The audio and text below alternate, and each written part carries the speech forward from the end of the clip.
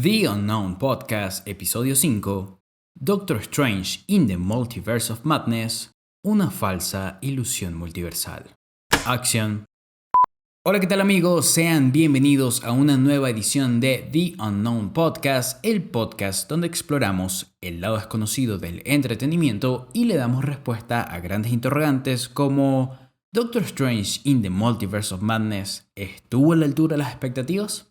Eso y mucho más lo estaremos averiguando en este nuevo episodio de The Unknown Podcast, porque la semana pasada finalmente se estrenó la secuela de Doctor Strange, una de las películas más esperadas para esta fase 4 del universo cinematográfico de Marvel, y pues la verdad es que ha tenido una respuesta bastante divisiva. A muchos les ha encantado, les ha fascinado, les ha parecido la mejor película de todo el UCM, otros la han odiado y yo pues me encuentro un poco en el medio porque siento que, si bien a nivel técnico es una película muy bien lograda, bastante bien realizada, a nivel de historia hay muchas cosas que me fallan y no tienen nada que ver con los cameos, que es algo de lo que también vamos a hablar en este episodio porque las expectativas estaban por los cielos, ya que muchos fanáticos creían que esta iba a ser una película nivel Vengadores, con muchos cameos, muchas apariciones, mucha locura por todos lados, pero bueno, el título ya nos inducía a eso de cierto modo al llamarse Multiverso de la Locura.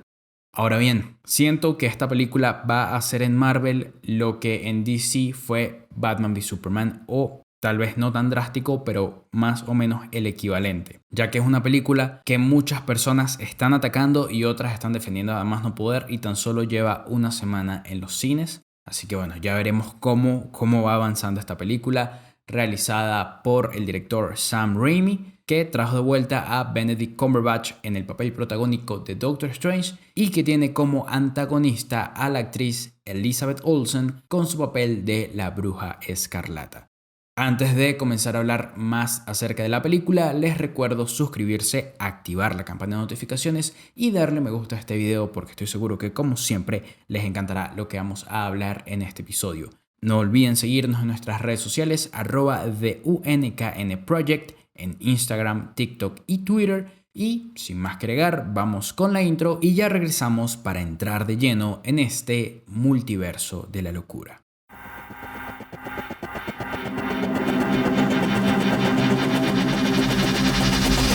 The Unknown Podcast.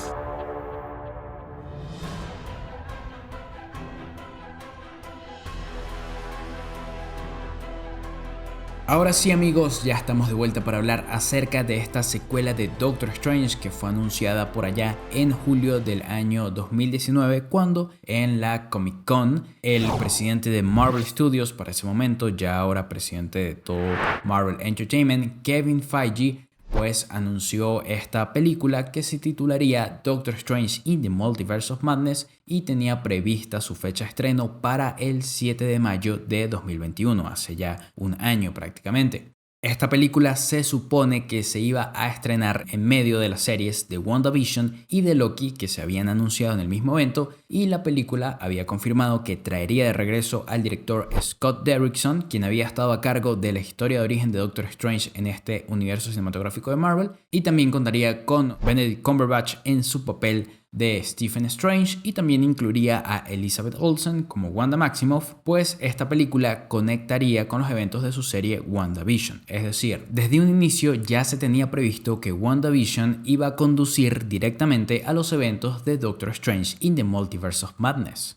Cuando se produjo el anuncio, Scott Derrickson había dicho que el film iba a ser la primera película aterradora del universo cinematográfico de Marvel y exploraría los elementos góticos y de terror de los cómics del personaje, algo en lo que no había podido hacer mucho énfasis en la película de Doctor Strange del año 2016. Considerando que ya se tenía una idea general para lo que iba a ser la serie de WandaVision, es lógico pensar que desde el anuncio en la Comic Con ya se tenía planeado que Wanda sería la villana de esta secuela, aunque para entonces no tuviéramos ni la menor idea de que se convertiría en la Bruja Escarlata al final de esta serie. En fin, luego del anuncio, en julio de 2019, Derrickson se puso a trabajar en la película, incluso llegó a coescribir un guión junto con Jade Haley Bartlett, quien había sido contratada para esta película, y C. Robert Cargill, quien había trabajado en la anterior entrega junto con el director. pero para enero del año 2020 se anunció que debido a diferencias creativas entre el estudio y el director, Derrickson abandonaría la dirección del proyecto, aunque continuaría atado al mismo como productor ejecutivo.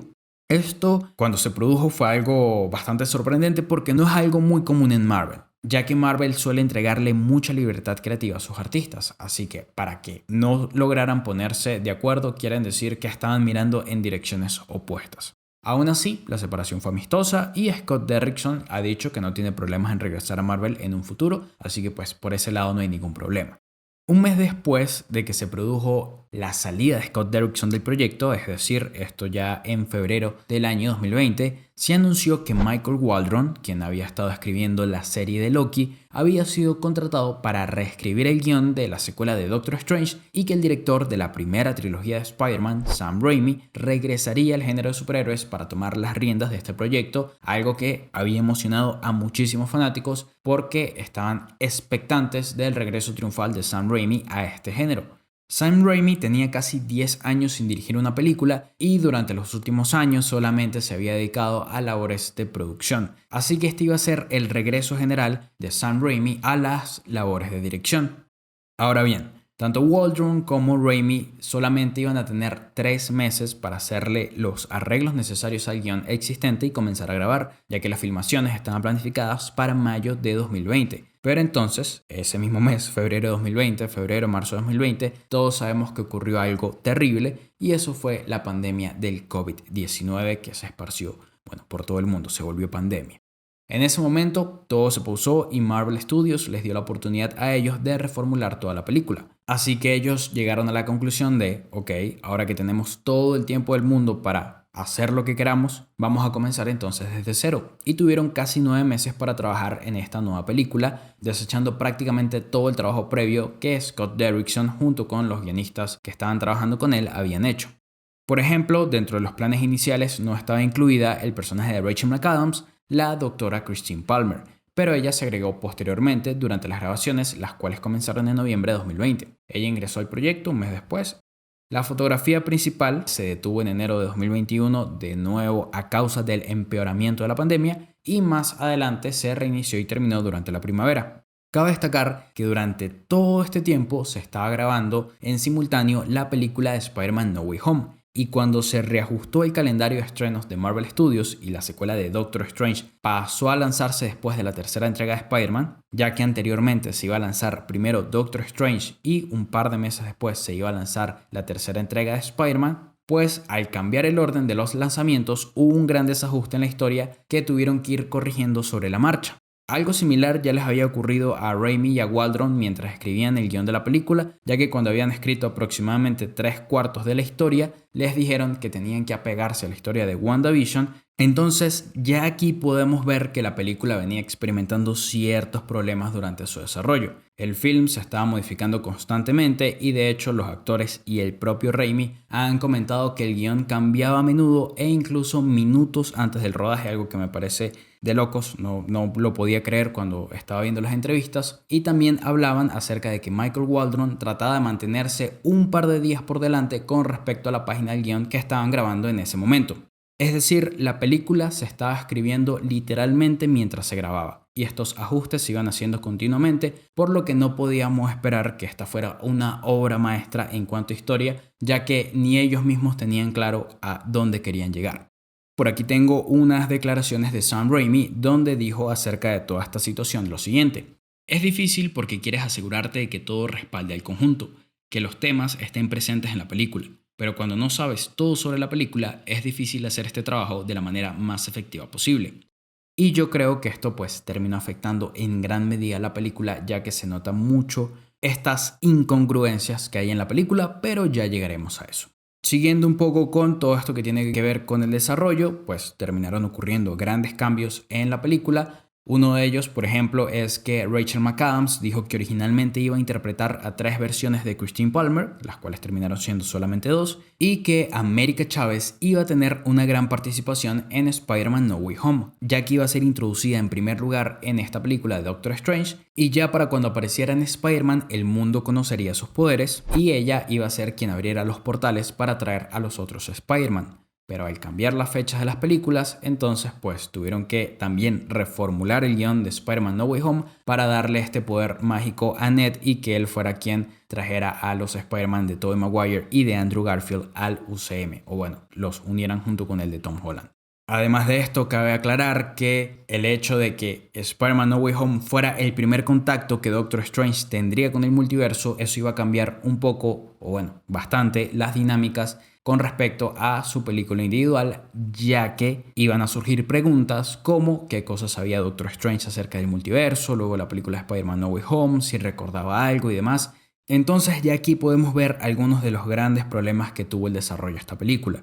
Un primer guión que fue totalmente desechado y se reescribió desde cero y que, mientras iba a 3/4 de escritura, tuvo que volver a cambiar para poder apegarse a WandaVision, y luego una película que se estaba grabando en simultáneo con Spider-Man No Way Home y que al intercambiar las fechas de estreno pues tuvieron que hacer un montón de ajustes sobre la marcha. Por eso, aunque el estudio le había dado a Raimi total libertad creativa para este proyecto, las producciones que se están desarrollando al mismo tiempo en el UCM pues terminaron afectando todo este proceso, ya que al ser un universo compartido es necesario que traten de conservar cierta coherencia entre proyectos.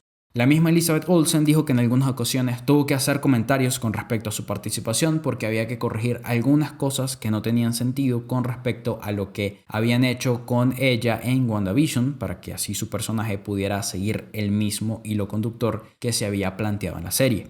Tras terminar todo este rodaje, Sam Raimi logró armar un corte preliminar de la película de aproximadamente 2 horas y 40 minutos. Allí entonces comenzaron las proyecciones de prueba de la película que siempre se hacen para pues medir la reacción del público, y cuando ocurrió esto descubrieron que había conceptos que la audiencia no entendía o que al contrario estaban sobreexplicados y que en ambos casos pues terminaban afectando el ritmo de la película, que era demasiado lenta, algo que reconoció el propio director.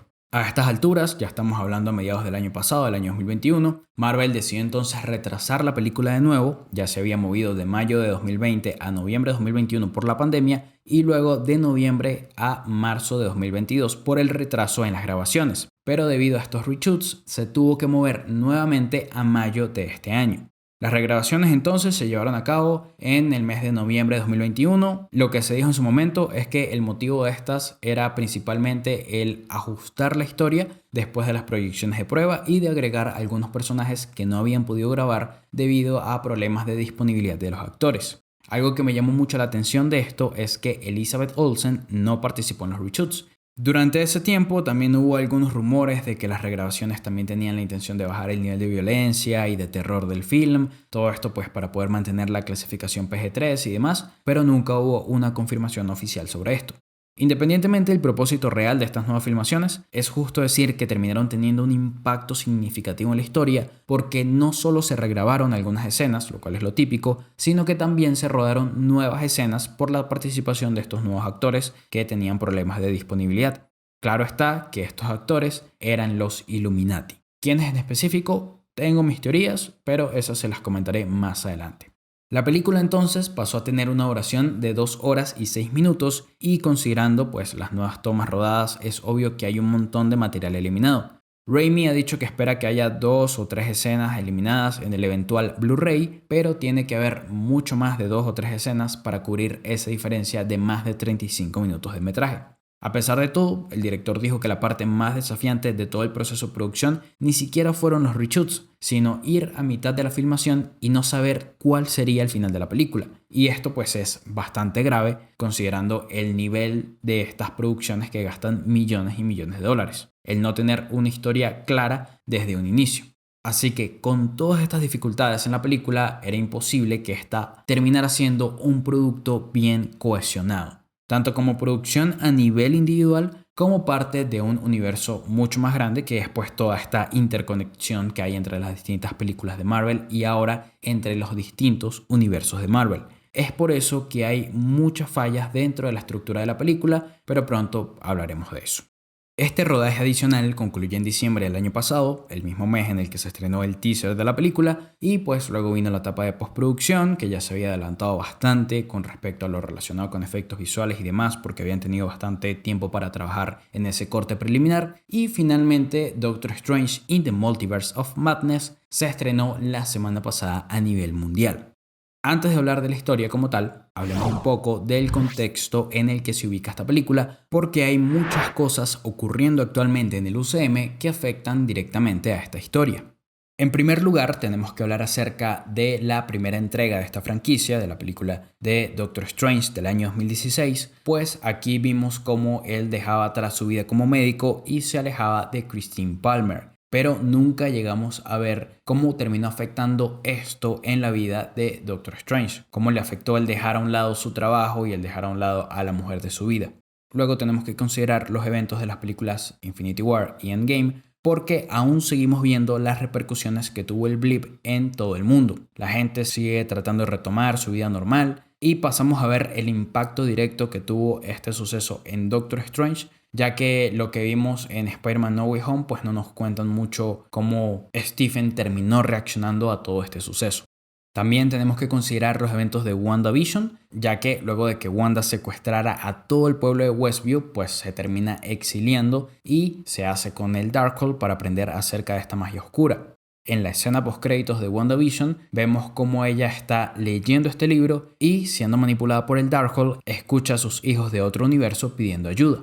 También esta serie nos había dejado con una gran pregunta, y es qué había ocurrido con Visión Blanco, ya que después de recuperar sus recuerdos con el otro Visión creado por Wanda, se fue a deambular por el mundo y no hemos sabido más acerca de este personaje, que como la mayoría de ustedes sabrán, tiene mucha importancia en la vida de Wanda.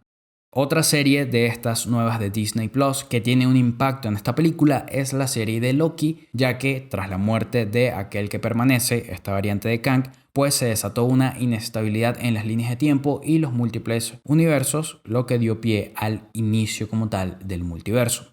Y en cuanto a otros proyectos, tenemos la serie de What If, que amplió un poco acerca de todo este concepto multiversal, mostrándonos diferentes versiones de los personajes que ya habíamos visto en la gran pantalla. Y por último tenemos a Spider-Man No Way Home, ya que durante esta película se revela que Wong es el hechicero supremo tras la ausencia de Doctor Strange por causa del chasquido de Thanos, y también nos muestran cómo Doctor Strange realiza un hechizo para que la gente se olvide de quién es Peter Parker, y pues Stephen tiene esta primera experiencia con incursores del multiverso. En este contexto nos encontramos dentro del UCM antes de ver esta película. Todas estas diferentes líneas de historias, todos estos diferentes proyectos, pues dejaban algunas incógnitas que la mayoría de fanáticos esperábamos que tuvieran alguna respuesta en esta película. Como por ejemplo, cuál era el estatus de la relación entre Doctor Strange y Christine Palmer, cómo reaccionó Doctor Strange a estar ausente durante 5 años, qué impacto tuvo en él a nivel personal. Si Wanda había tratado de revivir a sus hijos, pero ya en el exilio, ya en esta montaña, ya sin poner en peligro a nadie a su alrededor, Wanda llegó a intentar otra vez estar con sus hijos de esa manera. Visión Blanco trató de reconectar con Wanda en algún punto. También teníamos dudas con respecto a esta versión de Quicksilver que vimos en la serie de WandaVision, este fake Pietro, como fue bautizado, que en la serie terminó siendo pues una broma de mal gusto, un engaño a los fanáticos, pero por ahí todavía había una cierta esperanza de que este viniera del multiverso de alguna forma. Teníamos esa pregunta y muy importante también por allí. Y en relación a esta película, pues cuánto tiempo había pasado entre los eventos de WandaVision y los eventos de Doctor Strange in the Multiverse of Madness.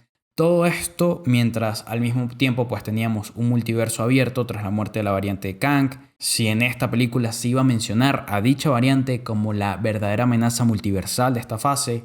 Si las versiones de los personajes que vimos en What If aparecerían en otros proyectos de Marvel Studios como este.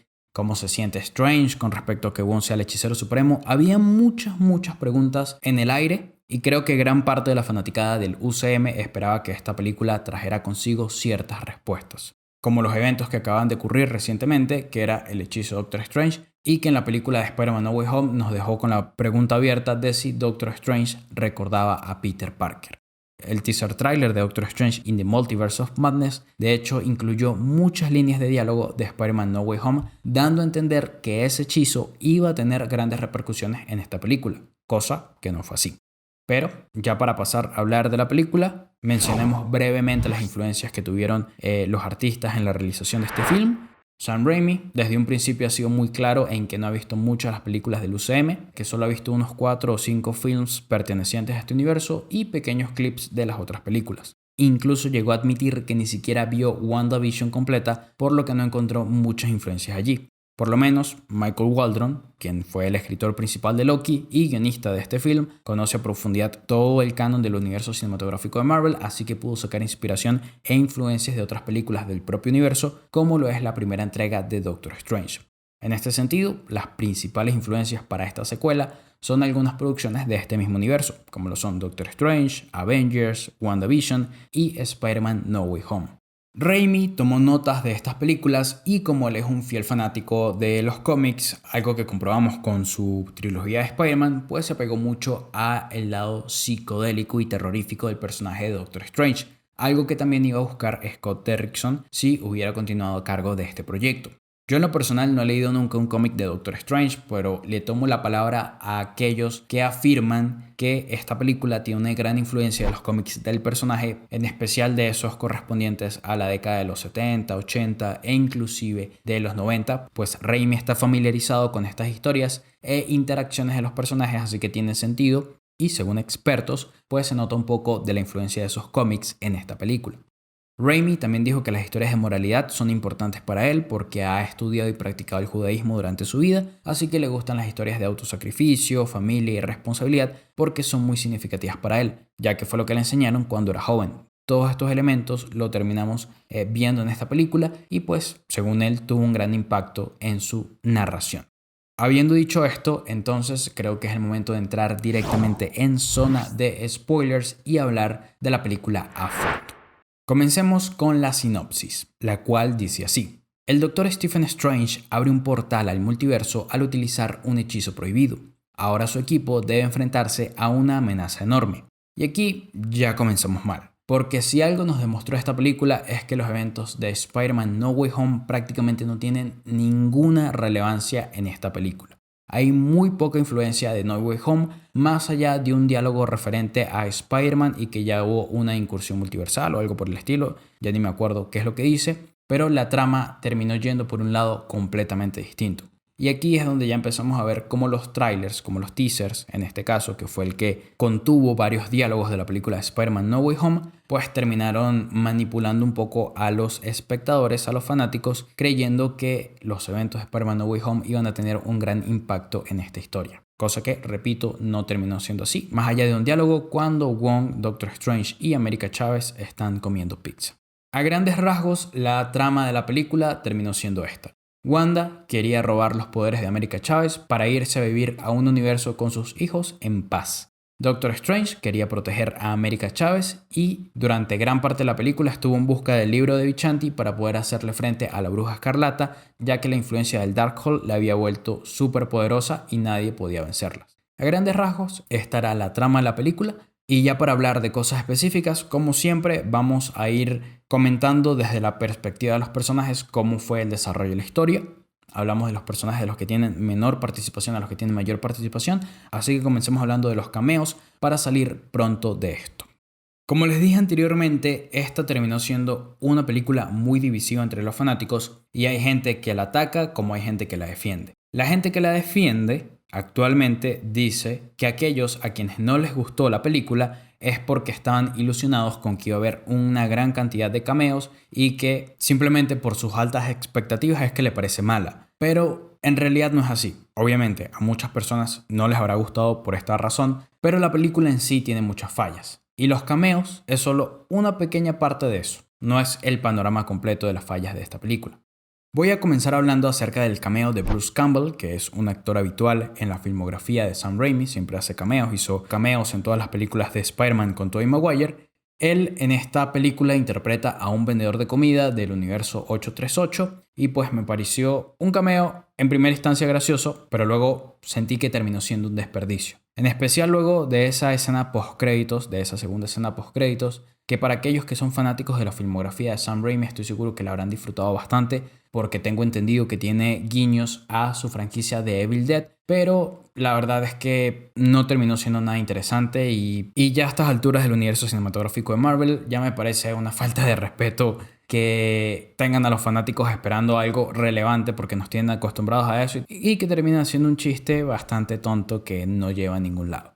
Pero bueno, en cuanto al desperdicio, siento que pudieron haber hecho un cameo mucho más interesante con Bruce Campbell, considerando que lo habían tenido en cuenta para interpretar a Mysterio en Spider-Man 4. Hubiera sido una increíble oportunidad para ver a Bruce Campbell como Mysterio haciendo un pequeño cameo y dándonos pues esa imagen que nunca hubiéramos podido ver de alguna otra forma, ya que el actor está súper viejo como para interpretar a un villano principal en una película. O tal vez lo pudieron haber aprovechado para interpretar a una versión vieja de Doctor Strange. Eso hubiera sido también bastante interesante porque Doctor Strange termina teniendo la misma cara de Benedict Cumberbatch en todos los universos, contrario, por ejemplo, de Loki o de Spider-Man, que en función del universo se terminan viendo distintos. Eso es algo que Marvel no ha terminado de aclarar muy bien con el multiverso y cómo funciona todo esto del aspecto de los personajes. Pero hubiera sido interesante pues ver a Bruce Campbell como otra versión de Doctor Strange, más allá de un simple vendedor de comida. Saliendo de Bruce Campbell, vamos a los cameos importantes, que más que cameos son participaciones menores. Lo de Bruce Campbell sí se puede considerar un cameo porque aparece simplemente unos segundos en la escena, pero los otros cameos sí tienen una mayor importancia, como lo son Hayley Atwell como la Capitana Carter, Lashana Lynch como la Capitana Marvel, Anson Mount como Black Bolt, John Krasinski como Reed Richards, Patrick Stewart como el Profesor Charles Xavier y Chiwetel Ejiofor como el Barón Mordo. La película en un punto nos presenta a todos estos personajes y nos dicen que forman parte de un grupo que se llama los Illuminati, la versión de este universo 838 de quienes son los Illuminati, que para quienes conozcan los cómics de Marvel, pues es un equipo formado por los seres más inteligentes del universo. Aquí pues no tenemos muy claro si son formados por los seres más inteligentes del universo, pero sí por los más poderosos, por lo que se da a entender.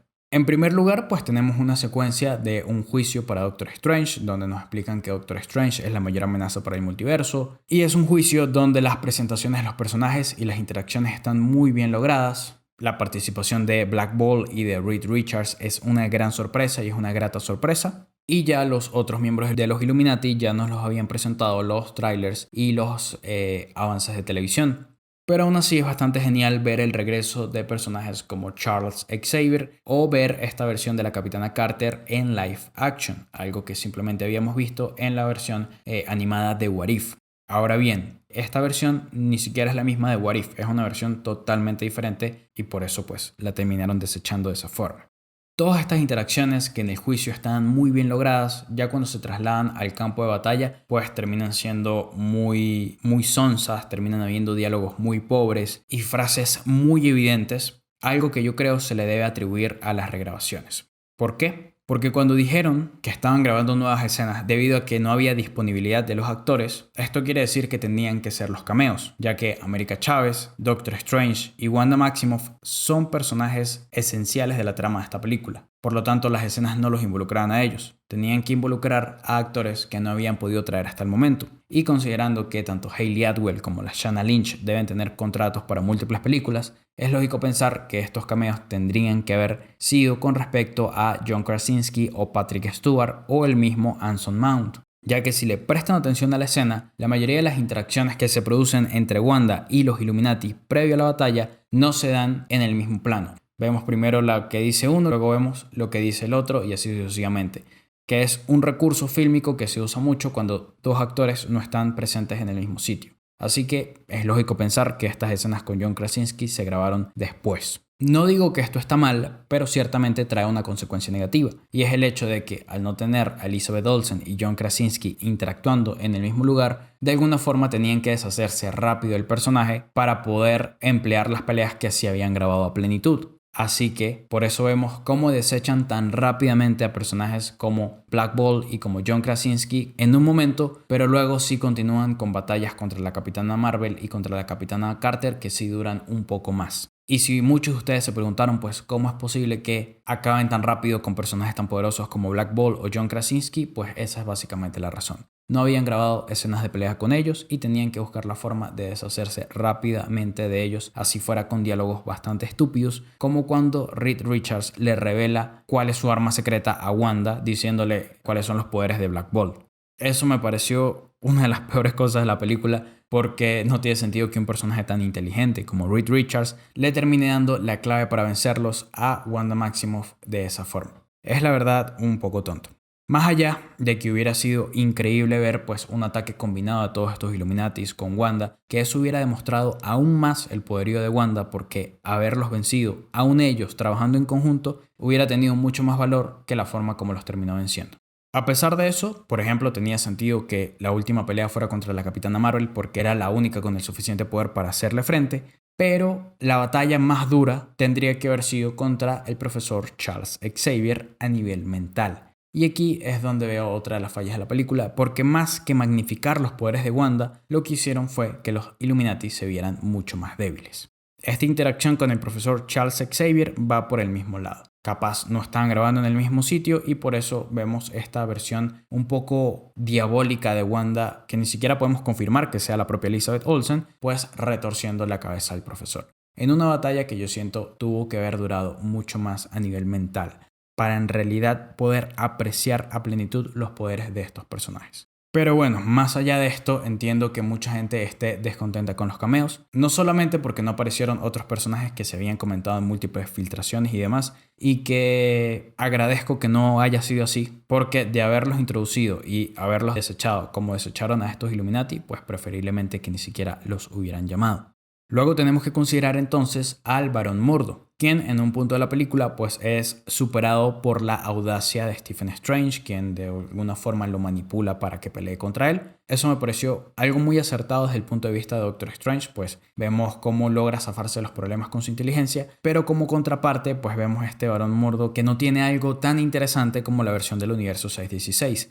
Aquí pues él termina siendo un hechicero supremo, pero es un terrible hechicero supremo porque se deja vencer por Doctor Strange sin el uso de la magia. En esencia siento que al principio los cameos son buenos, pero a medida que avanza la película se termina diluyendo de una forma bastante atropellada. Y siento que Marvel también perdió la oportunidad para introducir un montón de cameos que sí se consideren cameos, que simplemente aparezcan 2-3 segundos en pantalla, en el momento en que se producía el viaje multiversal de América Chávez con Doctor Strange. Porque es un momento que pasa muy rápido y que está, en mi opinión, muy mal ejecutado. Y creo que en proyectos como Doctor Strange, cuando Ancestral tiene su primer encuentro con Stephen, o What If en los últimos episodios, o inclusive Guardianes de la Galaxia Volumen 2, cuando Rocket, Groot y Yondu van dando estos saltos espaciales, hacen un mejor uso de estos viajes que nos muestran distintos lugares, ya sea del espacio o de los universos y demás, y que son bastante interesantes para los fanáticos porque ese es el momento perfecto para introducir a un hombre araña columpiándose al fondo, o no sé, a Deadpool o los X-Men o quien sea. Ese era el momento perfecto para aprovechar estos viajes multiversales y darnos esa cantidad de cameos que no tienen ninguna relevancia sobre la trama, pero le saca una sonrisa al espectador, a los fanáticos, pues viendo estos pequeños detalles, para que la gente no se sintiera decepcionada con respecto a la poca aparición de otros personajes de otras sagas. Estoy bastante seguro que Scott Derrickson hubiera dirigido de una forma muchísimo mejor toda esta secuencia del viaje multiversal, porque lo que hizo en la película Doctor Strange fue visualmente increíble. Y aquí la verdad es bastante flojo porque nos terminan mostrando unas realidades que francamente no tienen ni sentido y no aportan nada que valga la pena resaltar. Continuemos con uno de los principales personajes de la película, que es el personaje de Christine Palmer, interpretada por Rachel McAdams. En esta ocasión vemos a dos versiones de Christine Palmer, una de la Tierra 616 y la otra de la Tierra 838. Con respecto a la versión de la Tierra 616, pues la película comienza ambientada durante la boda de ella y vemos esta escena donde habla con Stephen Strange y les dice que pues su relación nunca iba a funcionar. Algo que va a ser constante a lo largo de la película. Este motivo de Doctor Strange no pudiendo estar con Christine Palmer. Y de esta misma versión del personaje llegamos a ver una escena de un recuerdo donde ella pues le obsequia a Doctor Strange este reloj que él cargaba la noche de su accidente. Una escena que me parece le agrega bastante significado a la historia de Doctor Strange, pues podemos apreciar un poco de esta relación que no llegamos a ver propiamente en su película de origen. La otra versión que vemos del personaje pues es una científica en el universo 838, donde también llegamos a conocer que su relación con Strange tampoco llegó a funcionar en ese universo y pues que pareciera que en todos los universos Doctor Strange y Christine Palmer no están destinados a estar juntos, empezándonos a sembrar la idea de que Strange durante la película tiene que hacer las paces con esa idea. La versión de la Tierra Alterna me parece un gran personaje. Durante el segundo acto ayuda a Doctor Strange a escapar junto con América Chávez y durante el tercer acto pues ayuda a Strange en esta batalla final y es quien al final hace entrar en razón a Strange acerca de pues que esta relación no podría funcionar y es a quien Strange le pronuncia estas hermosas palabras cuando les dice que la va a amar a ella en todos los universos. En esencia, el personaje de Rachel McAdams me pareció un gran personaje, sus dos versiones fueron bastante buenas y es algo bastante rescatable de la película, la interpretación de Rachel McAdams. Continuando con otro personaje tenemos a Benedict Wong, que interpreta a Wong, el hechicero supremo. Aquí por primera vez ya vemos a Wong ejerciendo a pleno sus labores de hechicero supremo. Lo vemos en estas primeras secuencias de la película, en especial en la batalla contra Gargantos en la ciudad de New York, donde Wong también se destaca y empezamos a ver un poco su poderío como hechicero supremo, ya que hasta ahora simplemente lo habíamos visto abriendo unos portales por aquí, por allá y poco más de su magia, pero aquí ya logra destacarse con sus poderes. Sin embargo, me parece que en gran parte de la película el personaje de Wong está siendo bastante desaprovechado, ya que precisamente esta batalla contra Gargantos es como que su momento más destacable de toda la película, ya que luego lo vemos armando las defensas en Kamar-Taj cuando Wanda viene a atacar este recinto, pero a partir de ese momento en adelante no es como que veamos a Wong utilizando a plenitud su poder como hechicero supremo. Pareciera que simplemente es un mago más y que Doctor Strange es mucho más poderoso que él. Lo que me lleva a la pregunta, ¿es que acaso el hechicero supremo no se supone que tiene que ser el hechicero más poderoso de todos? Porque nunca vemos una batalla de Wong utilizando sus poderes a un nivel como lo vimos utilizar a Ancestral en la película anterior o al propio Doctor Strange en películas como Infinity War. Entonces siento que Marvel o está ninguneando a Wong como hechicero supremo o el título hechicero supremo le queda muy grande a este personaje, ya que no tiene tantos recursos mágicos como los puede tener Stephen Strange. Y hay una cosa en particular con la historia de Wong en esta película que me llamó mucho la atención. Y es que terminó conduciendo a Wanda directamente al monte Wundagore, donde iba a encontrar esta otra versión del Darkhold. Y sí, muchos podrán defender el hecho de que estaban matando a parte de sus estudiantes y él tenía que protegerlos. Pero luego de alejar a Wanda de Kamar-Taj, ¿por qué no simplemente la atacó? O algo así por el estilo, pero no conducirla directamente al lugar donde se va a volver más poderosa. Eso me pareció una terrible decisión y una decisión que, siendo honestos, Wong no hubiera tomado. Esta es una de las fallas donde empezamos a ver esta escritura perezosa donde vamos a llevar a los personajes a que hagan directamente lo que queremos hacer. No porque en realidad lo harían así, sino porque la trama lo necesita así. Y por eso digo que Wong es un personaje desaprovechado y que creo que pudo habérselo tratado mejor en esta película. Pudo haber tenido una gran batalla contra la Bruja Escarlata e inclusive creo que pudo haber muerto. Algo que hubiera hecho a la Bruja Escarlata irredimible. Prosigamos ahora con otro personaje, el personaje que para mí es el MVP de esta película y es el personaje de América Chávez, interpretada por Xochitl Gómez. En primer lugar, este personaje tiene una increíble historia de origen y es que la primera vez que utilizó sus poderes pues terminó enviando a sus madres a otros universos y terminó perdiéndolas. Esto lo llegamos a ver a través de sus recuerdos. Eso me parece una muy buena historia porque a partir de ese momento a ella le da miedo utilizar sus poderes. Algo que va a ser relevante pues ya para la resolución de la película. Entonces, debido a que tiene miedo a utilizar sus poderes, no puede aprovechar todo su potencial y Doctor Strange pues la termina ayudando a desbloquear este potencial con un discurso bastante bonito, pero a la vez trillado, a la vez bastante cliché, lo que hizo que no se sintiera tan especial. América Chávez termina siendo clave durante toda la película, ya que es el deseo de Wanda, quien quiere sacrificar la vida de América Chávez para robarse sus poderes, y es América Chávez quien al final pues logra derrotar a Wanda, enviándola al universo en el que ella quería estar con sus hijos, y estas interacciones que Wanda tiene con sus hijos pues son las que las terminan haciendo entrar en razón con respecto a lo que estaba haciendo, pero todo fue producto de que América Chávez la envió hacia este universo. El personaje de América Chávez me pareció un gran personaje con un buen futuro por delante y me gusta que la hayan hecho más joven que en los cómics, ya que como lo dijo la propia Xochitl Gómez, el hecho de que fuera mucho más joven, ella podía trabajar con esto y hacerla menos experimentada, que todavía tuviera muchos errores y demás. Y la interacción de América Chávez con Doctor Strange a lo largo de la película es bastante buena. Los actores tienen mucha química y son bastante diferentes. Porque América Chávez pues, es más rebelde, Doctor Strange es más controlador y es una dinámica bastante interesante. Por ahí leí en algún punto que América es a Strange lo que Peter Parker era a Iron Man y concuerdo totalmente con eso. Es su aprendiz y repito, tienen una gran química los actores.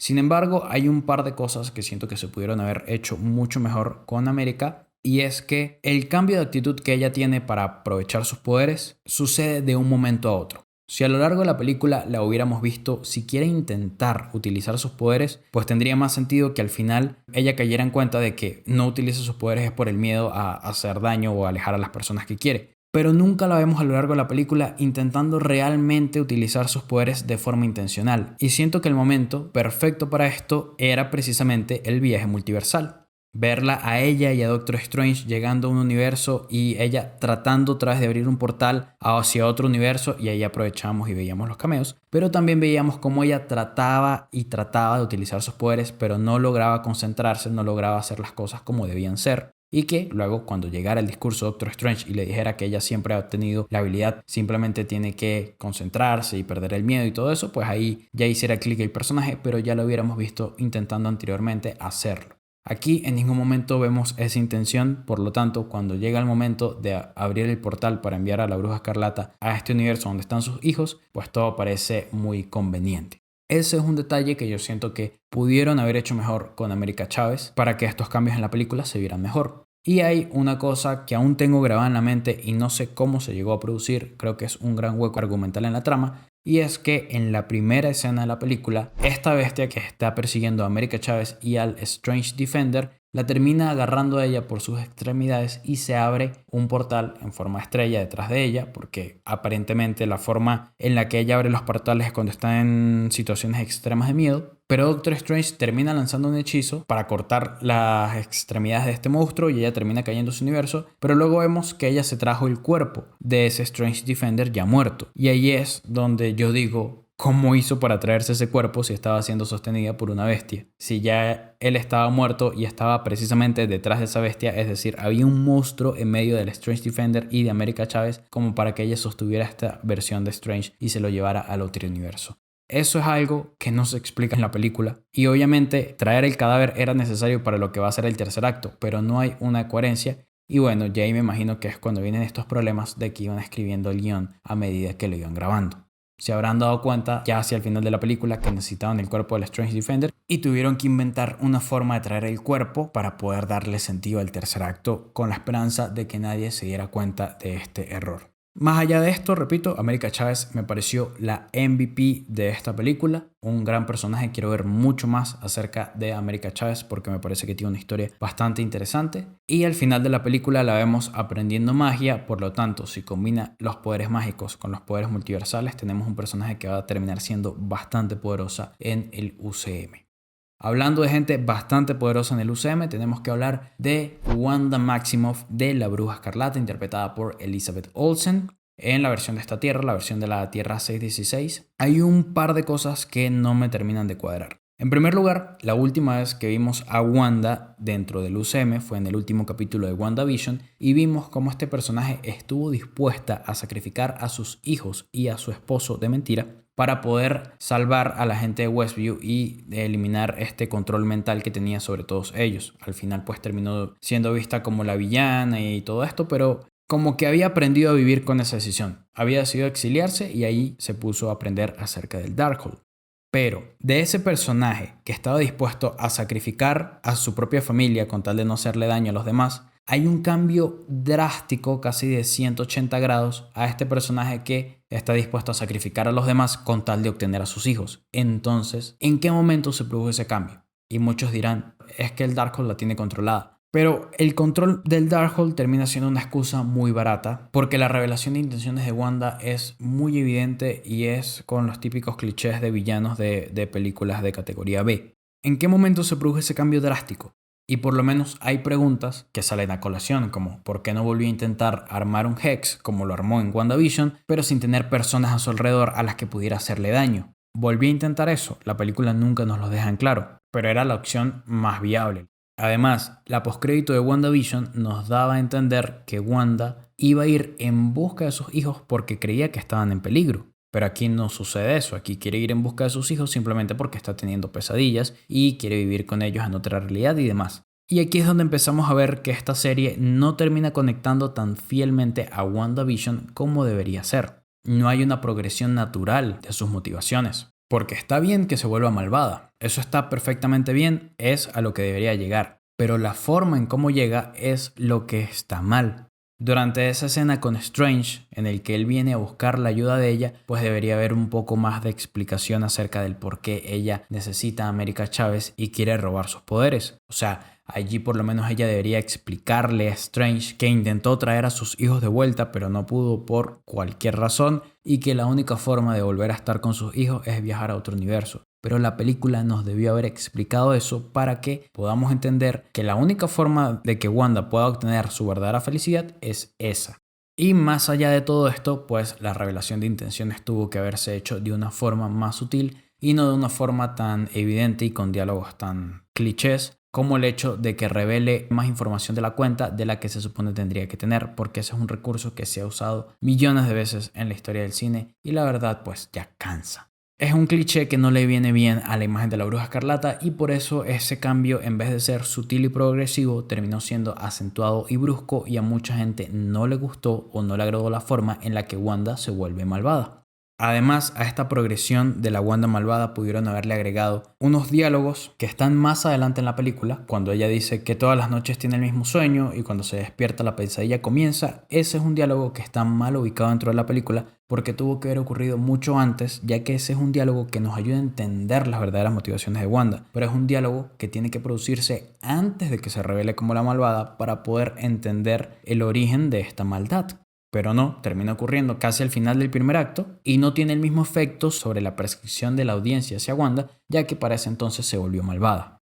Y es aquí donde siento que otro tipo de diálogos pudo haber venido muy bien. Por ejemplo, cuando Wanda está a punto de atacar Kamar-Taj y tiene esta reunión en el aire con Doctor Strange, donde habla que él no sabe de lo que es el sacrificio, era el momento perfecto para que Wanda pues hiciera énfasis en que por culpa de Tony Stark ella perdió a sus padres, por culpa de los Vengadores ella perdió a su hermano, por culpa de Thanos ella perdió a su pareja y por culpa de ella misma pues terminó perdiendo a sus hijos. Entonces es una forma de mostrarle a Strange que ella ha perdido mucho más que él y que ya está cansada de perder porque ya no soporta seguir lidiando con sacrificios. Ese era el momento para dejar bien en claro ese aspecto de la personalidad de Wanda y salieron de ello con un par de diálogos fáciles y ya está. No hay tanta emoción en ese momento. Aquí también tengo que destacar que la batalla de Kamar-Taj me pareció terrible. Qué mal uso de la hechicería en esta batalla. O sea, los hechiceros tienen unos cañones para disparar magia. De verdad, ¿qué tan práctico es eso para unos hechiceros cuando tienen poderes con las manos? Es la verdad bastante lamentable. Y qué pocos hechiceros hay en Kamar-Taj. Porque hay poquitos hechiceros aquí, pero había tantos en Avengers Endgame. El único momento rescatable es el escudo que ellos están formando y cómo Wanda logra penetrar ese escudo metiéndose en las mentes débiles de los estudiantes. Pero de resto no hay ataques en conjunto, no hay un despliegue de magia, o sea, todos son aprendices prácticamente y no hay ningún hechicero experto en esa pelea porque nadie hace nada relevante. Y aquí viene otro de mis problemas con la película y es que no hay una gran batalla entre Wanda y Stephen Strange. Y sí, obviamente son hechiceros, no van a pelear codo a codo, pero lo mínimo que podríamos esperar es un despliegue de hechizos como lo hizo Doctor Strange en Infinity War cuando peleó contra Thanos. Aquí en ningún momento vemos eso y simplemente vemos el recurso de la dimensión espejo, pero nunca llegamos a ver una verdadera batalla entre Doctor Strange y Wanda. Simplemente unos pocos intentos de pelea y ya está. Y siento que eso la película lo desaprovechó demasiado. Luego de esto vemos varias escenas de Wanda, como cuando empieza a deambular en el cuerpo de la otra versión del universo 838. Toda la secuencia donde se está metiendo en el cuerpo de ella es bastante buena. Cuando se desconecta el cuerpo también, la actuación de Elizabeth Olsen es bastante buena. No creo que esté al nivel del final de WandaVision o del capítulo 8 de WandaVision. Siento que ese ha sido como el punto más alto de la actuación de Elizabeth Olsen con este personaje, pero igual está a un muy buen nivel. Y tras eso pues tenemos el viaje de ella junto con Wong al Monte Wundagore, donde sigo insistiendo que Wong debió haber hecho algo para evitar que Wanda llegara hasta allá. Y tras esto pues tenemos todo lo que va ocurriendo en el universo 838 cuando llega a matar a todos los Illuminati y demás, algo de lo que ya hablamos. La escena de los túneles cuando está persiguiendo a Doctor Strange, América Chávez y la doctora Christine Palmer cuando ellos van en busca del libro de Vishanti me pareció muy bien rodada. Y todas estas vibras estilo Carrie que nos da Wanda en esa escena están muy bien. Pero más allá de eso, no siento que hayan tratado tan bien al personaje de Wanda. Sobre todo en ese final, porque siento que así como las revelaciones de buena a villana fueron bruscas, lo mismo ocurre con ese final. Sí, ella termina viendo el monstruo en el que se ha convertido y demás, pero la resolución del conflicto posteriormente a ese clímax, donde ella decide enterrarse con la montaña Wundagore y demás, también se siente como que faltara algo ahí, faltara un reconocimiento de ella, un diálogo de reconocimiento con Strange, algo con Strange, como para que el sacrificio se sintiera más significativo. Y mucha gente cree que por lo ocurrido en esta película Wanda es irredimible. Pero la verdad es que no, sí es bastante redimible. O sea, las muertes que ocurrieron fueron de personajes que tienen cero relevancia dentro del UCM. O sea, mató a gente de un universo alterno. El único que sabe es Doctor Strange, el resto de personas no lo sabe. Y la gente que mató en este universo 616 pues simplemente fueron unos hechiceros. Y como vimos, ni siquiera todos los hechiceros están muertos. Así que la verdad es que Wanda es un personaje bastante redimible y por eso digo que de repente una muerte como la de Wong habría puesto a la audiencia en una posición más neutral o más divisiva con respecto a Wanda. Ya como villana no creo que la vuelvan a utilizar, siento que quemaron ese cartucho con esta película y por eso creo que darle más significado a ese último sacrificio hubiera sido mejor porque daba la oportunidad de utilizarla como antihéroe o antiheroína, mejor dicho, de aquí en adelante. Y ya para finalizar esta zona de spoilers, hablemos acerca de Benedict Cumberbatch y de su personaje Stephen Strange, Doctor Strange. En esta película llegamos a ver 4 versiones de Doctor Strange. Tenemos al Strange Defender, que es al que vemos menos tiempo en pantalla porque es con el que inicia la película. Y bueno, un personaje que al final muere, pero lo terminan trayendo de una forma super cool, aunque tiene ese hueco argumental de cómo llegó su cuerpo de esa intersección entre dimensiones a el universo 616. Luego tenemos a el Strange del universo 838, que es del cual vemos esta estatua grandísima que se ha creado todo un mito alrededor de su sacrificio, algo que es falso y bueno, por lo que llegamos a escuchar de boca de los otros personajes de este mismo universo, es que es un Doctor Strange que es arrogante, que es solitario, que utilizó el Darkhold y utilizó el libro de Vishanti y que es el creador de los Illuminati y que terminó siendo asesinado por este mismo grupo por romper las reglas y condenar a otro universo pues con la incursión. Y como tercera versión tenemos a el Strange malvado. Esta versión no es la de What If, aunque pareciera, o sea, luce bastante similar, pero no es la versión de What If. Esta versión malvada de Doctor Strange posee el Darkhold, está poseído por el Darkhold, pero no termina siendo tan buen hechicero. El deseo de él es pues tener a Christine, es como el último obstáculo que hay en la vida del Doctor Strange del universo 616 que lo hace entender pues que él no puede estar con Christine en ninguno de los universos. La película la verdad está muy centrada en el viaje de Doctor Strange, como debería ser al ser su secuela. Por eso digo que no debíamos esperar una gran cantidad de cameos, ya que era una secuela de Doctor Strange, no era una película de evento. Y la verdad hay puntos muy rescatables en todo este viaje de Doctor Strange, pero hay ciertas partes que no terminan de cuajar, que no terminan de conectar propiamente. Y así como siento que perdieron una oportunidad con Wanda, también siento que perdieron una oportunidad con Doctor Strange y que ambos personajes empatizaran a través de la pérdida. Es decir, Doctor Strange perdió su vida como médico, perdió toda esta fama. Claro, ganó más siendo un superhéroe, pero sacrificó 5 años de su vida, al igual que Wanda, perdió el amor de su vida, al igual que Wanda. Entonces había muchas similitudes entre Doctor Strange y Wanda Maximoff y no hay ningún diálogo en toda la película que reconozca eso. Porque la película nos presenta a 2 personajes que han tenido muchas pérdidas, pero que tienen posiciones muy diferentes con respecto a esas pérdidas. Doctor Strange está dispuesto a seguir perdiendo porque entiende que ese es el trabajo de un héroe, sacrificarse y ayudar a las personas. De hecho, de ahí viene también su vocación como médico, el ayudar a las personas. Mientras que por el lado de Wanda tenemos a esta personaje que ya está harta de hacer sacrificios. Entonces no hay un diálogo que haga alusión a eso y siento que ese es el diálogo que faltaba antes de que Wanda decidiera acabar con el Monte Gundagor y pues tener este último sacrificio simbólico, porque en realidad todos sabemos que Wanda Maximoff no está muerta. Pero eso le hubiera dado un mayor poder, un mayor significado a ese sacrificio. En líneas generales, esta película de Doctor Strange in the Multiverse of Madness no es una mala película, no es la peor película del UCM ni nada por el estilo, pero tampoco es la mejor. Hay que ser honestos y es que tiene muchas fallas en su desarrollo, tiene muchas fallas en su historia y sobre todo en la forma como conectan con el resto del UCM, pues el hilo conductor que se venía siguiendo en los otros proyectos no termina de ser el mismo en esta película. Me decepcionó mucho el hecho de que no viéramos una batalla mágica al nivel que Doctor Strange y Wanda Maximoff nos podían ofrecer y que hubiera tantos huecos argumentales y el desarrollo de los personajes no fuera el más óptimo. Lo mejor de la película podría considerar que son los hechizos. A pesar de que no vimos la cantidad de hechizos que a mí me gustaría ver, vimos otros estilos de hechizos, otros tipos de hechizos. Doctor Strange sacando dragones o el hechizo de deambulación. Son conceptos bastante interesantes que no habíamos visto hasta ahora.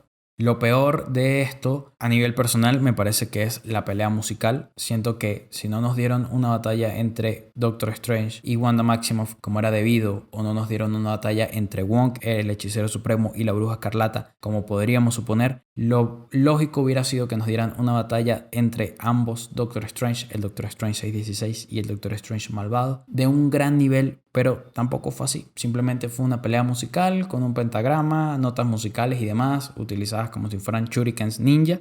Pero más allá de eso no es una pelea relevante y hasta cierto punto podría decir que se siente algo anticlimática. Y bueno, otra cosa que me pareció lo peor pues fue esto con el libro de Vishanti. Literalmente es el MacGuffin de la película. Pasan media película buscando este libro de Vishanti para nada. Y perdimos la oportunidad de ver cómo este libro de Vishanti iba a potenciar los poderes de Doctor Strange. Eso hubiera sido genial verlo, pero por lo que da a entender esta película solamente había un libro de Vishanti y ya eliminaron con eso, así que posiblemente nunca veamos los poderes del libro de Vishanti dentro del UCM. Además, algo que se me había olvidado comentar anteriormente, solo existía un Monte Gundagor en todos los universos, porque Wanda destruye el Monte Gundagor y a partir de eso se destruye el Darkhold en todos los otros universos. ¿Eso quiere decir que solamente el Monte Gundagor del universo 616 era el original? ¿O es acaso otro hueco argumental que hay en la trama? Pero bueno, como estos errores, la verdad hay muchos en esta historia y ya no vale la pena ahondar en eso. En esencia, esta historia me parece muy similar a lo que fue Aquaman, en el sentido de que tenemos una variedad de estilos, tenemos cosas de terror, tenemos cosas de aventura, tenemos cosas de romance y pues un MacGuffin, que en el caso de Aquaman era buscar el tridente de Atlan y aquí es buscar el libro de Vishanti. Por lo menos Aquaman logró darle uso al tridente de Atlan, ya que toda esta búsqueda del libro de Vishanti terminó siendo un callejón sin salida. Pero bueno, como les digo, no me parece una película mala, me parece una película que pudo haber sido mucho mejor y que si hubiera centrado un poco más en un correcto desarrollo de los personajes, estaríamos hablando de una de las mejores películas del UCM. A nivel visual, sí lo es, sí es una de las mejores películas del UCM. La fotografía, la dirección, los efectos visuales, hay muchas cosas rescatables en ese aspecto. Pero a nivel de historia, que al final es lo que verdaderamente importa, es una película que cae por su propio peso. Y tiene sus fallas como lo tienen muchas de las películas del UCM y más aún de esta cuarta fase, Black Widow, Shang-Chi, Eternals, Spider-Man No Way Home. Todas hasta cierto punto tienen una que otra falla y Doctor Strange in the Multiverse of Madness no se escapa de esa tendencia. Ya para terminar de hablar acerca de la historia, quiero mencionar mi top 5 de escenas de esta película. La batalla contra Gargantos en la ciudad de New York me pareció impresionante. Los movimientos de cámara del director Sam Raimi, la escala del conflicto, cómo va creciendo y cómo van ocupando pues toda la ciudad de Nueva York. Y lo realista que se siente, porque de alguna forma tiene cierta remembranza a las peleas de Spider-Man de la trilogía de Sam Raimi. O sea, se siente muy real en la ciudad con todos estos peatones escapando y demás. Fue bastante cool y bueno, tuvo una resolución bastante similar a el tercer acto de Suicide Squad, donde a Starro le pinchan el ojo, pues aquí también a Gargantos le sacan el ojo para poder vencerlo.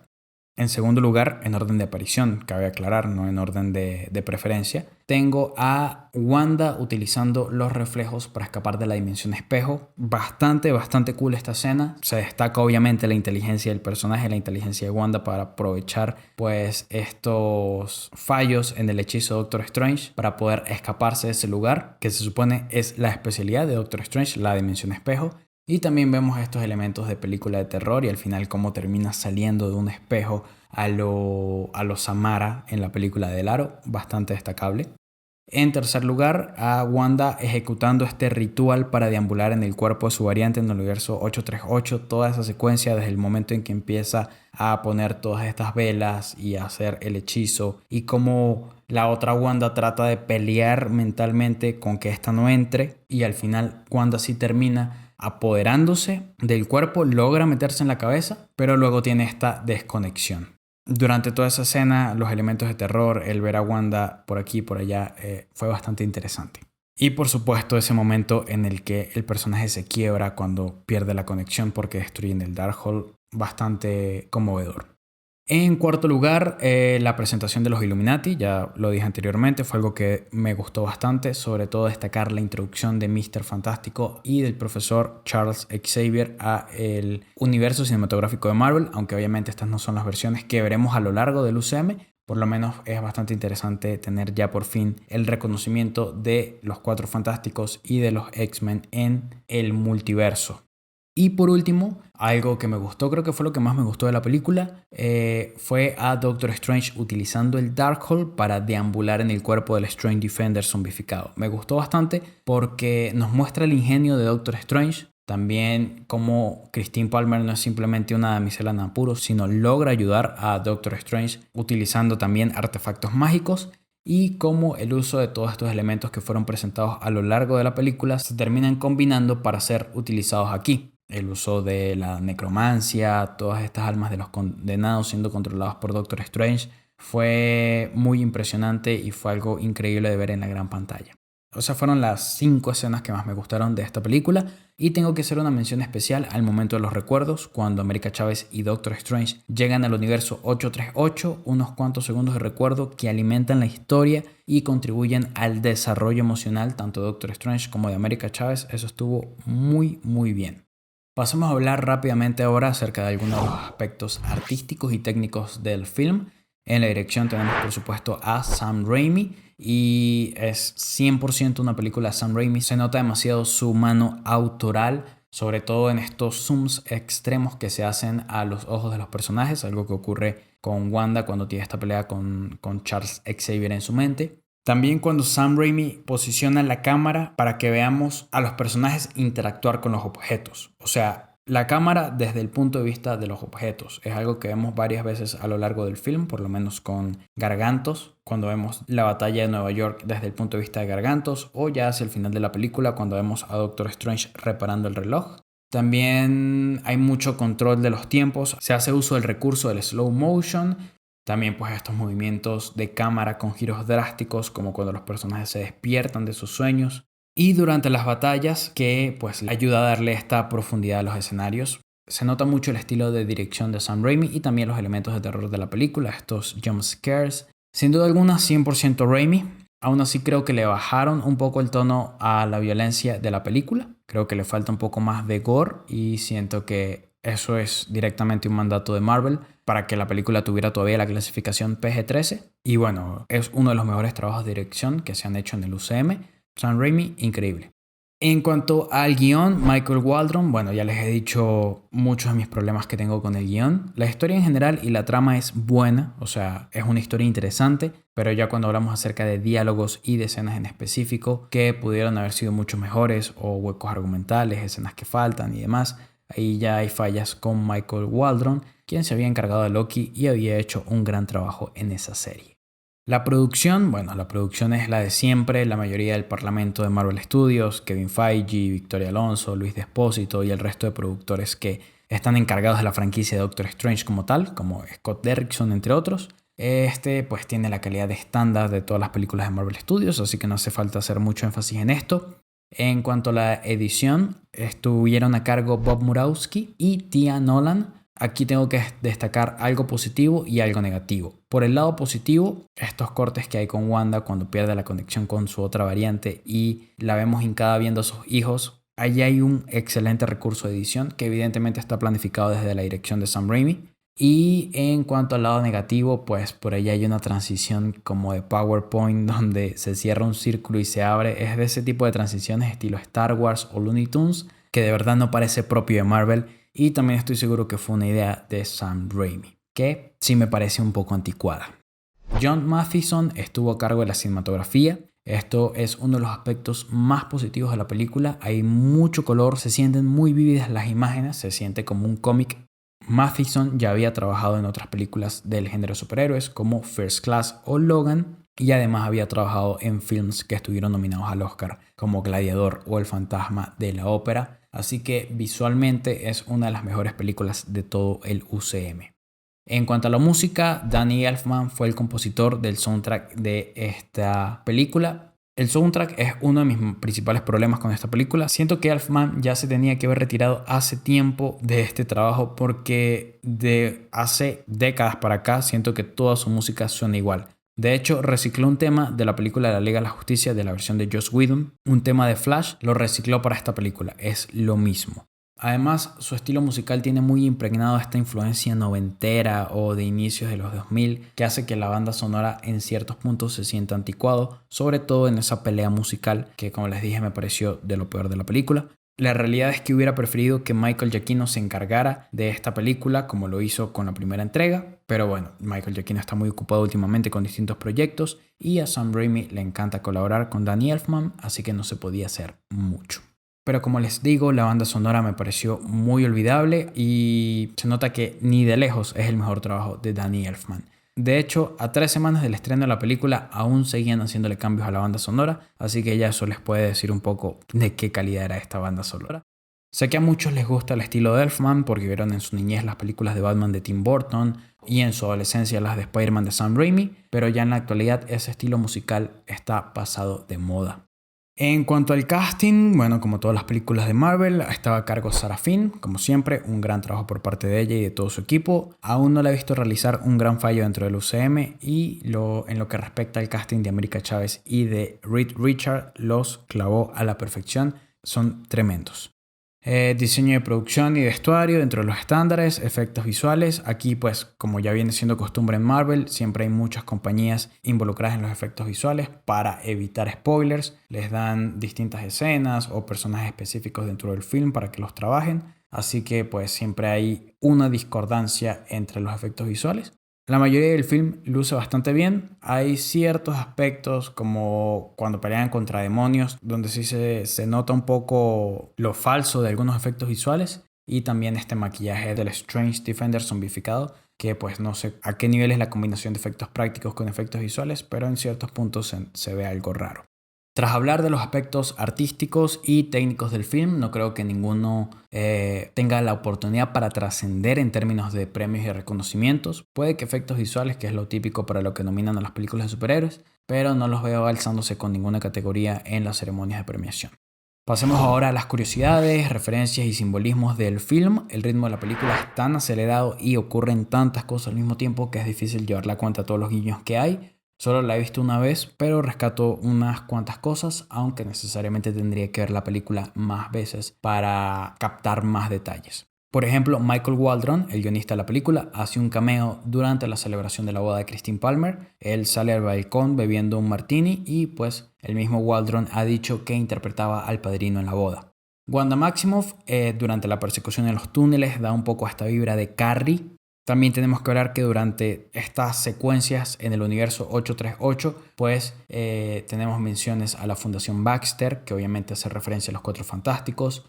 Cuando se hace la introducción del profesor Charles Xavier, escuchamos parte del soundtrack de la serie de X-Men de los 90. Durante la escena del recuerdo vemos un vistazo a Thanos. En este universo también se confirma por medio de la Christine Palmer científica que el UCM es el universo 616, algo que ya había dicho Mysterio en Far From Home, pero aquí pues ya se confirma, se hace oficial. Y de resto tenemos algunos diálogos de otras películas, como Podría ser esto todo el día, que la pronuncia la Capitana Carter, o Esta es la única manera, que la pronuncia Doctor Strange en un par de ocasiones. frases ya recurrentes en Marvel y pues que es la vía fácil para sacar un grito de alegría en las salas de cine. Y en cuanto a simbolismos, por parte del propio Sam Raimi y Benedict Cumberbatch han dicho que esta historia se trata del viaje de autodescubrimiento de Doctor Strange, quien es pues casi un extraño para sí mismo, y durante esta historia se revela la esencia de su naturaleza al convivir con varias versiones de sí mismo en otros universos, así que pues él tiene que aceptar o confrontar esta naturaleza de sí mismo. Se supone que querían que Doctor Strange tuviera un pequeño viaje de ser un superhéroe muy orgulloso a ser alguien que aprende un mínimo de modestia. No sé ustedes, pero esto me suena muy parecido al viaje que el personaje ya tuvo durante la primera entrega. Pero también querían mostrar que aprende a confiar en otras personas porque no es el único que puede hacer el trabajo. Querían que comprendiera que los demás valen la pena y que él no es mejor que todos. Esto sí es nuevo y me pareció muy interesante y siento que tuvieron que haber hecho más énfasis en esto, pero como les dije, el desarrollo no fue el más óptimo. Aunque parte de esta idea se ve en el hecho de que América Chávez es quien termina causando la acción que salva el día, que es enviar a Wanda al universo 838. Esta idea de que Doctor Strange aprenda a colaborar con otros y darse cuenta de que no siempre puede ser el que empuñe el cuchillo y controle todo el mismo me parece increíble y desearía que hubiera tenido un mejor desarrollo, porque si bien hay un par de líneas como el encuentro con Christine en su boda donde le dice que él es controlador y demás, o el hecho de que América Chávez termine salvando el día apoyan esto, pero el continuo énfasis en si es feliz o no desvía un poco la atención de este viaje. Además, volver a recurrir en los temas de arrogancia y de ego me parece un poco gastado. El hecho de que sea controlador y la felicidad es más interesante, pero ni un tema ni el otro terminan alcanzando todo su potencial, a pesar de que al final pues aprende la lección de que estando junto con otros es mucho más fuerte que él solo. Y ya para ir finalizando, hablemos acerca del futuro de la franquicia. En la escena postcrédito de esta película conocemos a Clea, que es el interés amoroso de Doctor Strange en los cómics. Ella es sobrina de Dormammu y vemos que sale de un portal que claramente proviene de la Dimensión Oscura. Así que tal vez veamos a Dormammu nuevamente en la tercera película de Doctor Strange. Por ahí me gustaría que finalmente le dieran cierre a este arco con Mordo y esta tarea que se había puesto él de acabar con los hechiceros que hacían mal uso de la magia. Nunca vimos más nada de eso. También sería interesante ver a Pesadilla, ya que no pudo haber sido utilizado para esta segunda película. Sería interesante para una tercera y utilizar un nuevo villano, un villano poderoso de Doctor Strange. Y pues tenemos que ver qué ocurre con todo este tema de las incursiones y los multiversos y si seguirá siendo un tema predominante en la próxima película del personaje, que por lo visto sí lo será, aunque si aplican con Clea lo mismo que aplicaron con Mordo en la escena postcrédito de Doctor Strange, pues capaz la tercera película vaya por un lado totalmente diferente y simplemente se quede eso en una escena postcrédito. Lo que ocurre en esta película también puede que motive a Doctor Strange a crear su propio grupo de los Illuminati en el UCM, en la Tierra principal. Y hay que ver qué pasa con los Cuatro Fantásticos, los Inhumanos y los X-Men, que son grupos de personajes que están a la deriva y no hay un plan oficial para ellos. Con respecto a Wanda, como les dije, está claro que ella no ha muerto, no se van a deshacer de un personaje tan importante de una forma tan poco significativa. Elizabeth Olsen ha dicho que hay un par de versiones diferentes de lo que podría suceder con su personaje, pero ella quiere escuchar qué le gustaría ver a continuación a los fans. Por allí, no sé, habría un posible regreso de Visión, tal vez, verla como antiheroína o ya convertida en una completa villana. También tenemos la serie de Agatha, quién sabe si haga una aparición allí. Así que pues hay muchas cosas en el aire y quiero cerrar este episodio hablando acerca de esta desilusión multiversal. Desde que se anunció este proyecto en la Comic Con del año 2019 era una de las películas más anticipadas por los fanáticos precisamente por su título, Multiverso de la Locura. Simplemente con ese título ya la gente se generaba altas expectativas. Aún no se habían empezado a filtrar cameos ni nada por el estilo, simplemente con su título era suficiente. Aquí siento que Marvel hizo una mala elección del título, algo que ya les había ocurrido con, por ejemplo, Vengadores: La Era de Ultron. Son títulos que te dan a entender algo y cuando ves el producto final es una cosa completamente distinta. Acá el multiverso se limitó simplemente a 3 universos, uno de ellos ya estaba prácticamente totalmente destruido y un viaje entre dimensiones que no tiene nada de relevante. Y en cuanto a locura, sí, la locura digamos que la puso Wanda, pero tampoco fue algo demencial. Además, aparte del título de la película, tenemos que hablar acerca de todo el material promocional. Todo el material promocional mostró demasiado la película, mostró prácticamente toda la película. La aparición de Reed Richards, digamos que fue la gran sorpresa de la película. De resto, casi todo se había visto en los trailers. Y Marvel nos ha tenido acostumbrados a que si muestran algo en los trailers es porque en la película hay cosas mucho más importantes, mucho más relevantes. Y obviamente a los fanáticos en general les daba la sensación de que había muchas cosas que se estaban guardando. Por allí se había filtrado una trama donde había un exceso de cameos y que terminó siendo la trama real de la película, pero con muchas adiciones que hacían parecer pues que era una trama falsa, porque aparecía cualquier cantidad de personajes que afortunadamente no aparecieron aquí, porque ahí se hubieran vuelto esta película un verdadero desastre. Supongo que a lo que quiero llegar con todo esto es que el problema es que Marvel no ha estado manejando tan bien esta fase 4 como lo hizo con las fases anteriores, porque ya en la quinta película de la fase anterior, quinta o sexta película de la fase anterior, que fue la película de Avengers, ya nos daban a entender la gran amenaza de lo que terminaría convirtiéndose en la saga del infinito, que iba a ser Thanos. Y aquí, si bien ya nos dieron un pequeño guiño a que Kang el Conquistador va a ser el gran villano de esta fase, hay muchos proyectos llevándose a cabo al mismo tiempo en el espacio, con lo sobrenatural, a nivel más terrenal, con personajes como Hawkeye o como Capitán América y el Soldado del Invierno, que los fanáticos están desesperados por ya entender cómo es que todos estos personajes se van a conectar, cómo todos estos proyectos se van a conectar, porque ese era el sello característico de Marvel, estas conexiones entre universos. Y hasta ahora hay muchas cosas que están yendo por su propia cuenta y que, como hemos visto con esta película, se están desarrollando en simultáneo, afectan el desarrollo de los demás y no parece que haya una cohesión como había anteriormente. Así que es lógico que los espectadores, que los fanáticos del universo cinematográfico de Marvel estén ansiosos por obtener respuestas acerca de qué es lo que vendrá en el futuro. Y por eso vienen todas estas teorías locas de cosas que podrían pasar y demás, y cuando no ocurren termina habiendo una decepción. Por ejemplo, si consideramos que Spider-Man No Way Home fue la primera experiencia con el multiverso que los personajes han tenido y vinieron personajes de otros universos, al universo 616 y demás, lo más lógico sería pensar que el siguiente paso es llevar un personaje a otros universos como lo que terminó ocurriendo en esta película. Es el paso lógico, es lo que debía ocurrir. Pero el marketing excedió tanto las expectativas, los mismos Benedict Cumberbatch y Benedict Wong diciendo que esta película estaba a la altura de Spider-Man No Way Home en términos de hype y demás. Lo único que hicieron fue aumentar las expectativas y se terminaron llevando un golpe. Lo mismo que ocurrió con WandaVision, con todos estos de Mephisto, Quicksilver y demás. Entonces la forma más clara de explicar esto es que Marvel ya tiene que dar un esbozo claro de qué va a ocurrir en las siguientes fases. De hecho, hace poco tuvieron un retiro donde se supone planificaron los próximos 10 años de este universo, así que es probable que durante este año, ya sea en la Comic Con o en la D23 o en el Día de Inversores de Disney o en el Día de Disney Plus, tengamos respuestas con respecto a más proyectos y cómo se van a interconectar y todo eso. Pero mientras no hagan esos anuncios oficiales, tienen que tratar de mantener las expectativas bajas y simplemente ir proyecto a proyecto, ofreciendo buenas historias individuales, sin ser súper ambiciosos con todas estas conexiones si aún no tienen una idea clara de hacia dónde van. Y más allá de eso, tienen que dejar que los proyectos funcionen por su cuenta y se puedan desarrollar por su cuenta, porque ya todas estas conexiones, miren cómo afectaron el desarrollo de Doctor Strange in the Multiverse of Madness, que terminaron haciendo que la película pues tenga uno de los porcentajes más bajos de aprobación de todas las películas del UCM. Así que nada, bueno, esperemos pronto obtener respuestas con respecto a esta nueva saga multiversal que se está desarrollando, porque mientras no haya un camino claro, esto lo seguiremos percibiendo como la falsa ilusión del multiverso. Y sin más que agregar, pues quiero que me cuenten en los comentarios cuáles fueron sus momentos favoritos de esta película, si les gustó la película, si piensan que es de las mejores películas del UCM o si tienen sus fallas en historias y demás.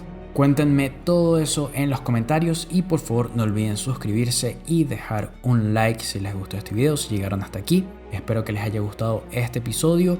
Activen la campana de notificaciones para que estén al tanto de cuando subamos nuevo contenido. Y yo me despido por acá. Mi nombre es Ozymandias. Esto fue The Unknown Podcast, el podcast donde exploramos el lado desconocido del entretenimiento.